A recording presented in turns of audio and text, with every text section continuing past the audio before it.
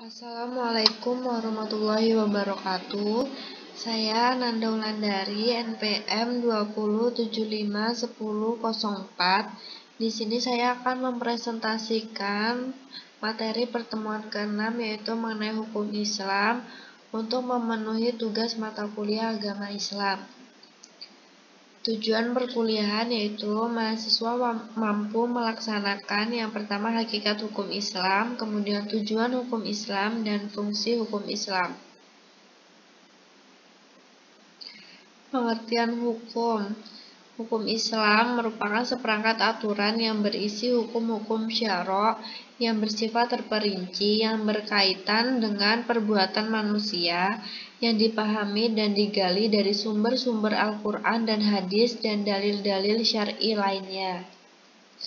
Sumber hukum Islam dan dalil hukum Islam secara sederhana dapat dijelaskan perbedaan antara keduanya, yaitu sumber hukum Islam adalah dasar utama dan asli yang melahirkan hukum Islam yaitu Al-Quran dan Sunnah. Sedangkan dalil hukum Islam adalah cara-cara yang ditempuh melalui ijtihad untuk menemukan hukum Islam.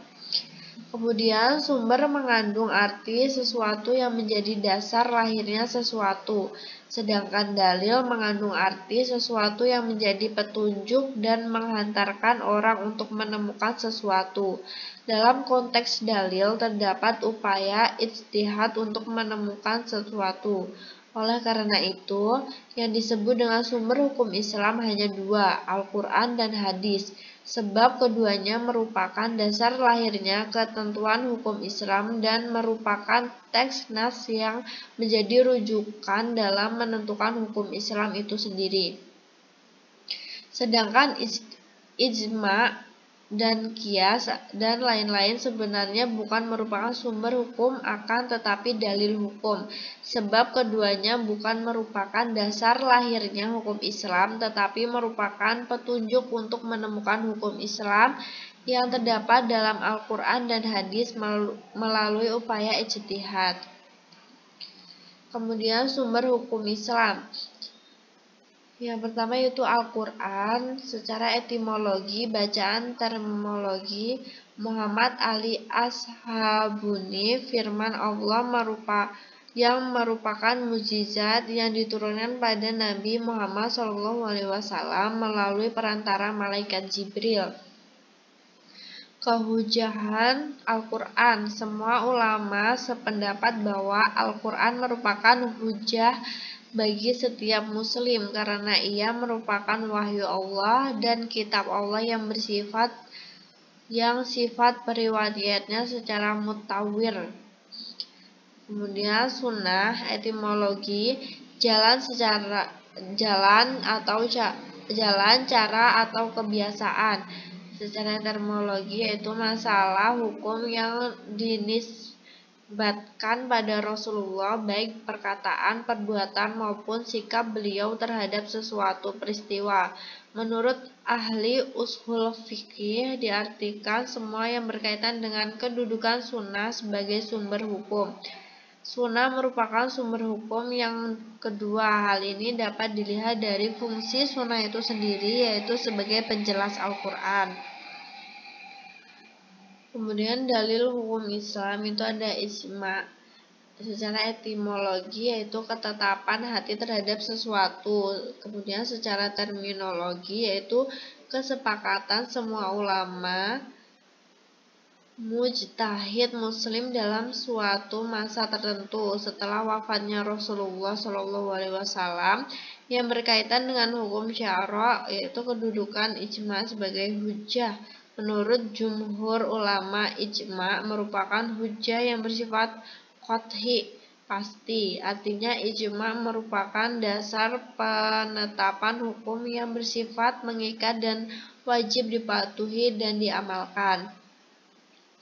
Qiyas yaitu secara etimologi qadar, ukuran atau bandingan. Secara terminologi, menurut Wahbah Az-Zuhaili menghubungkan suatu masalah yang tidak terdapat nas syara' tentang hukumnya dengan suatu masalah yang terdapat nas hukumnya, karena ada kesamaan dari segi ilah hukum.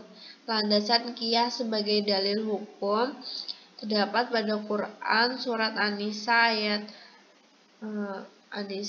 ayat 59, ketika terjadi perbedaan pendapat maka merujuk pada Allah atau Al-Quran dan Rasul sunnahnya. Cara merujuk pada keduanya dengan qiyas. Ruang lingkup hukum Islam. Yang pertama yaitu ibadah, merupakan peraturan-peraturan yang mengatur hubungan manusia dengan Allah Subhanahu wa Ta'ala.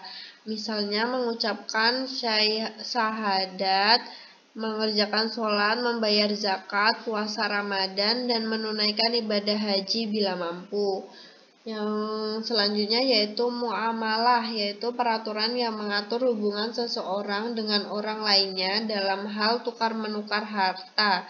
Misalnya pinjam meminjam, jual beli, sewa dan menyewa, atau lain-lain. Kemudian ada jinayah, yaitu peraturan yang mencangkup pidana Islam diantaranya kisah, diat, kifarat, pembunuhan, zina, mabuk-mabukan, murtad, dan lain-lain. Kemudian ada siyasa, yaitu peraturan yang menyangkut masalah-masalah kemasyarakatan, misalnya kepemimpinan, persaudaraan, tanggung jawab, dan lain-lain. Kemudian ada akhlak, yaitu pengatur sikap hidup pribadi, yaitu syukur, sabar, rendah hati, berbakti pada orang tua, pemaaf, tawakal, dan lain-lain.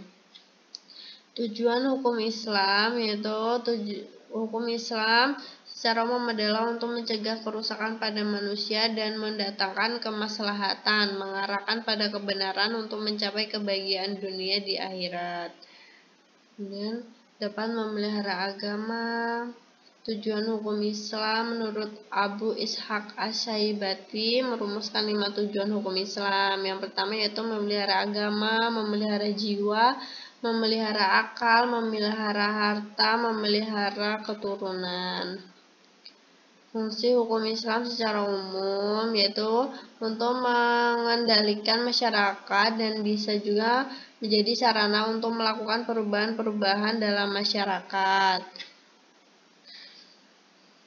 Hukum Islam tidak hanya membahas hubungan manusia dengan Tuhan, akan tetapi juga membahas hubungan manusia dengan sesama manusia dan lingkungan. Adapun beberapa fungsi dari hukum Islam diantaranya yaitu fungsi ibadah, fungsi amar ma'ruf nahi munkar, fungsi zawazir, fungsi tanhim wa islah al ummah. Demikianlah presentasi yang dapat saya sampaikan.